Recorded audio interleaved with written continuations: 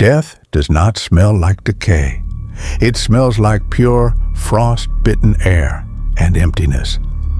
On these sleds, children do not ride down hills. They carry what was called a family only yesterday. Small bundles wrapped in sheets, now lighter than feathers. 125 grams of bread. That was the price of a soul in a city officially sentenced to be erased from the map. The city has turned into a massive freezer. There are no more names, titles, or ambitions here. Just the constant rhythmic heartbeat of survival. Look at the frozen tram cars, the silent factories, and the shadows of people who are still standing only by some miracle. Tick-tock, tick-tock. This is not a clock. This is the pulse of a city that refused to die when all the laws of biology said, it is time. August 1941. The steel jaws of the Wehrmacht are closing. This is not a siege for territory. This is a directive for extinction. The directive from Berlin was clear. The city must be wiped off the face of the earth. No surrenders, no prisoners. Just a void on the map where 3 million souls once lived.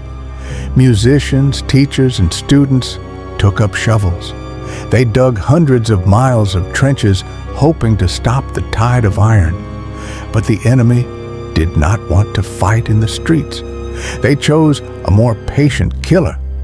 September 8th. The food warehouses are burning. Thousands of tons of sugar and flour turn into black ash. In one single night, the city's future was incinerated.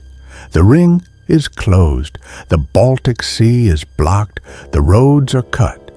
Now, the clock starts ticking for 3 million people trapped in a cage of stone and ice.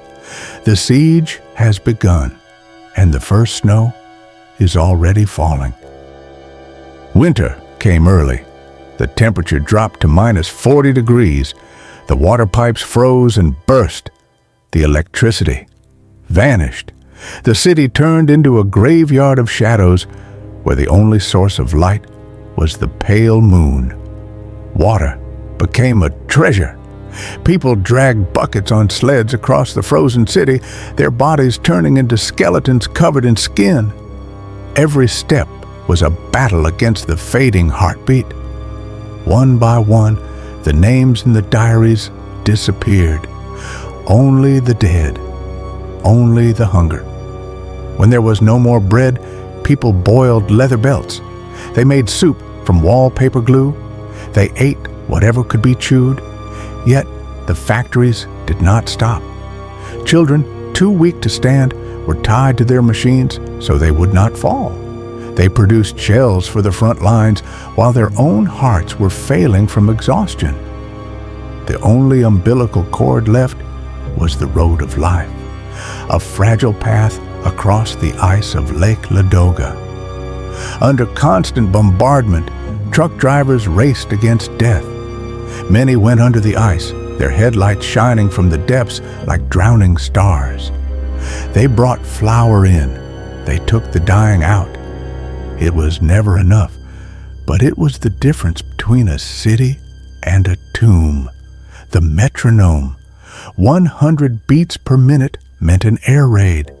60 beats meant a temporary peace. For 900 days, this was the heartbeat of Leningrad. January 1943.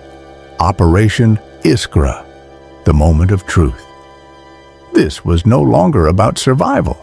This was about vengeance. Thousands of guns opened fire at once. The sky turned red. The ice on the Neva River cracked under the weight of the fury.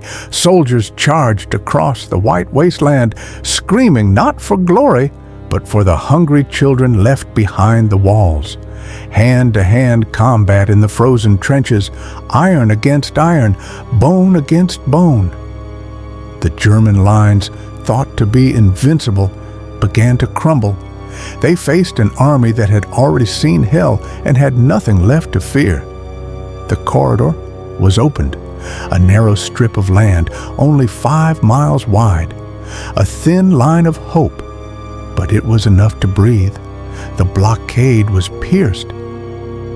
872 days, over 1 million dead. Most of them did not fall from bullets. They fell from the silence of their own cold apartments. The city survived, but it was forever changed. Every stone here remembers the price of a single crust of bread. Every street is a monument to a shadow that once walked there. They wanted to erase Leningrad from history. Instead, they made it eternal.